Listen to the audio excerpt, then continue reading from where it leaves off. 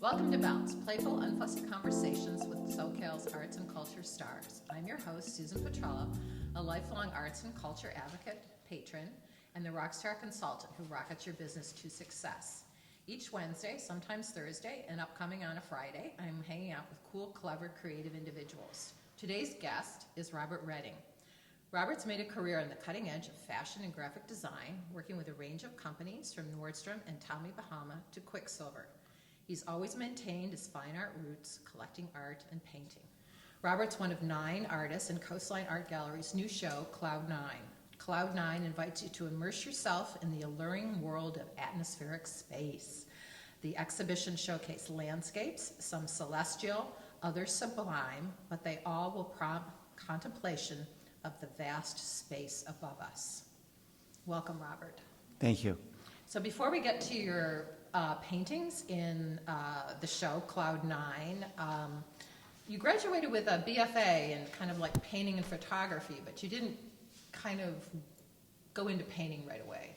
Well, actually, I did. I gave it a 2 or 3 year stint while I was living in Los Angeles and everything. And then, unfortunately, financial needs kind of took over, and I had to switch into more of a commercial stance. And then ended up, in the fashion business, and followed that for quite some time. Yeah. Okay, and so has that informed your work now, or that work time? I would say not really, because I've always separated kind of what I did with graphic design and fashion design and everything from really my fine art aesthetic. And so it really, in a sense, hasn't.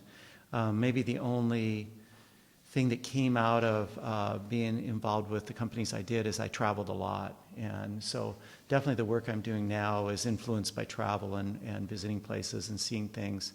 Although more than anything, I want to kind of be a regional painter. I really want to stick with a Southern California, Northern California type of aesthetic and subject.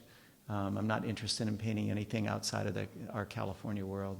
Oh, interesting. Okay, so what would those elements be in the painting? Well, like California. It's such a huge state. It gives me a big advantage. So the series that's here is desert sojourn, ocean sojourn, and it's because that's what we have, especially in Southern California. We have the desert in one direction and the ocean in the other. And, I'm very active in both of those areas with hiking and, everything. I love to go to Joshua Tree and different areas of the desert. I also scuba dive and I'm very active in the water too. So both of those influences in my lifestyle, are in these paintings. And the color palette. So in Cloud 9, the show, Roberts has several paintings, Ocean Sojourn 1 and 8. And so I asked him, so there must be like 2, 3, 4, 5, 7. Mm-hmm. And then Desert Sojourn, we actually got up to 12 there and 10, so 9. So yeah, it's a fairly large body of work that I've been working on now for a couple of years. Okay. And the paintings I was doing before this, in a sense, I stayed with a very, more realistic color palette in the sense that, obviously the sky was blue and the trees were green and the ground was, earth tones and things like that. So when I started this work, I had come across some old photographs that I'd taken when I was just a kid, like 14, 15, out in the desert areas in California. And the color shift in the photographs was fascinating to me. And I began to think more about the memory of places as opposed to trying to realistically describe and through paint the actual place. So these paintings are more about a feeling of remembering a place than actually maybe a more photographic type rendering of that place. And the color is part of it. Yeah. So had those photographs kind of aged? Yeah, closer to like the color palette that you're using in the painting? Yeah, they definitely aged. They lost a lot of the blue. They were very red and kind of purple tinted, So I just sort of use that as a basis. I definitely expand on it from there. I'm not worried about, I don't, for say, want these to look like old photographs by any stretch, but I do like that memory feel in the fact that, when you look at it, you know you're looking at kind of like a more imaginary rendition of the place, if that makes sense. Yeah. No, it does. And I noticed too that there's several paintings that are like two smaller ones, kind of like side by side. Yeah. But the horizon, as one of our other painters, it kind of makes one painting, even though they're like two kind of put together. So tell us about that. Yeah, I'm very fascinated in the diptychs and triptychs, and one of my favorite painters has always been David Hockney, and how he will combine small canvases into one large painting. These are a little bit more in the sense that some of them are the painting, the smaller canvases were put together, and then I painted them together, and then a couple of them now are just joined together after they were done as separate works. And I like the contrast of, the colors against each other. Yeah, Ocean Sojourn you were talking about. They're not quite similar, but they kind of complement one another with like the colors. Yeah, the color palette's similar in both, but they're almost like kind of reversed in a way. And I like that. Uta Barth is one of my favorite photographers, and I love how she combines a series of photographs to show time and space. And so, just those influences, came into these paintings. So if we've got Ocean Sojourn all the way up to 8, and we've got Desert Sojourn all the way up to 12, so are we done with the ocean and the desert, and you'll be working on another series of I just finished two. Maybe? Yeah, I just finished two large paintings. One of, a desert skyline and one of an ocean skyline. I still think the landscape will always be in my work. I'm now kind of like I don't think I've got to stick with the ocean or desert. Looking at involving some trees and things in one of the new pieces that I've done. But the landscape will always be part of my work. Yeah. Okay. Yeah. It must be different though. In May, I will have only been in California for 20 years, but I would imagine the landscape has changed greatly. Yeah. I know how many decades old I am, so I'm thinking that if I had been here at the start, the landscape would have changed greatly. It has, and that's part of it. Like when I first started, painting landscape, I thought a lot about, the history of landscape. You can go back to, the Europeans, Courbet, and then the Hudson River School on the East Coast, which was sort of really this glorification of the manifest destiny of America. When you think of Thomas Cole and those type of painters, it's almost like, they were sort of like photoshopping landscapes before there was ever such a thing, in the fact that the scenes were so dramatic and amazing. The work's beautiful and everything, but it is like this manifestation of God and the country and everything like that. And now I believe we're in a very different place. Okay. And so, there is a desolation. I did a series of a dying orange grove that's not too far from my house. I can just walk to it. And I know certain people that have seen it, said to me, "Oh, you like these dying trees, or you paint dead trees." But I think it's sort of a reflection of what we've done around us. And the orange grove thing was interesting to me because they're not native to California. And I live in Orange County, which is named after all the orange groves that were here. And now they're pretty well all gone. So it was sort of this full cycle of nature claiming everything back as these trees died off. But obviously we have not been good to our planet, that's for sure. And so I do want a little of that feeling to be in some of these paintings too. Okay. Yeah. And other artists will work, say, on one painting and take months with it or whatever, and you were saying that you work on multiple paintings at a time or whatever. So does that get confusing? Like, do you, like, oh my God, what should I do with this one, or what should I do with that one? I don't remember. No. No? Yeah, well, they all follow a theme, and they all follow kind of a color palette, and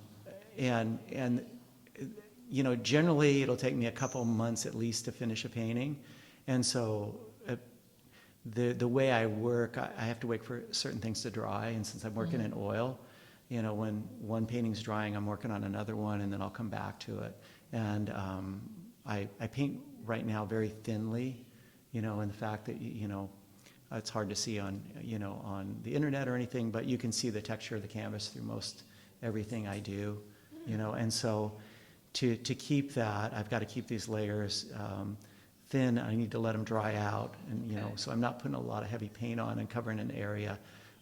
Usually to get a sky, it'll take me 4 to 5 passes with thin, different shades of the same color to get the effect I want.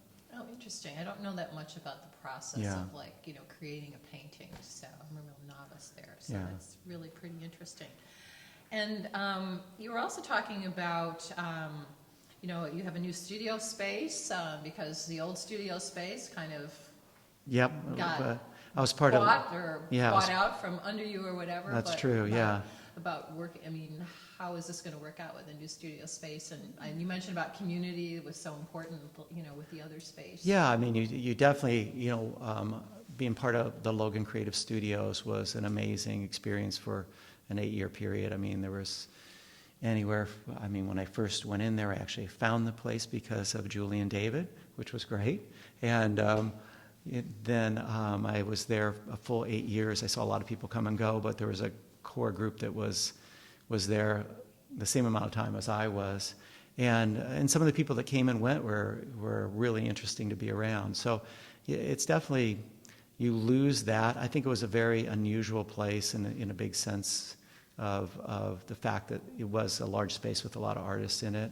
I guess the good thing about painting is, you can move it to another space. It's very solitary, because when you're actually doing your work, you're not around anybody. Right. So it's more like walking in, walking out, or, grabbing Justin Bauer, or, Jimmy Gleason, or some of the friends I had there, Elizabeth Turk, that go, hey, look at this, that type of thing you'll miss. But yeah, it's interesting. I'm reading the de Kooning biography right now, and it's a very fascinating read. He was quite the character, and it talks about how he just moves through all these studio spaces, in his career. So I think it's just part of the game. Yeah.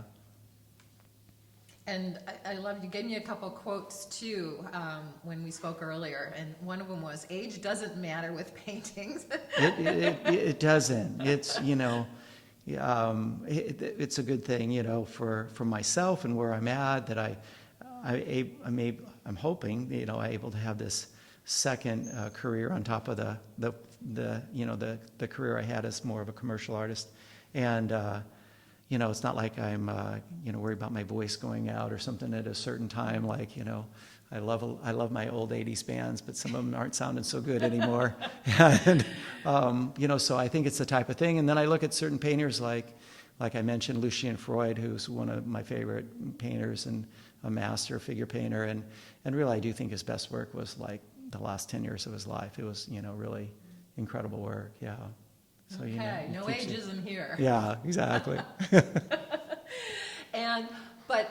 But you mentioned about commercial, but you still have a commercial element, correct? To maybe some of the work that you do as, I don't know, the blueprint kind of. Yeah, I have venture? my online, thing that I still do, but it's like, I think right now I'm 100% focused on the fine art, situation. So maybe it's kind of been there, done that. Yeah, kind of been there, done that. It was, I had 2 kids. You got to make money. You got to get everybody through college. You've got to make the mortgage payment. So, that was a lot of that. And I was fortunate though to have a creative career. I mean, my stint at Quicksilver, I was there for almost, I think, 14 years. Was an amazing run. I mean, it was when Quicksilver was at its peak, and a very exciting place to be. But in a sense, it was always a job to me too. It wasn't, I've kind of been waiting to do this full time for some time. So I'm enjoying where I'm at right now. Oh, interesting. Yeah. So because of that Quicksilver connection, do you surf? I am a terrible surfer. I do not claim to be a surfer at all. I've given it a shot a few times. So it wasn't a requirement to keep your job to be a surfer, right? The lucky thing, like when I look back at the company, most of the designers were not surfers, but the marketing crew and everybody was, and so in that sense, it was it was sort of a mix, yeah.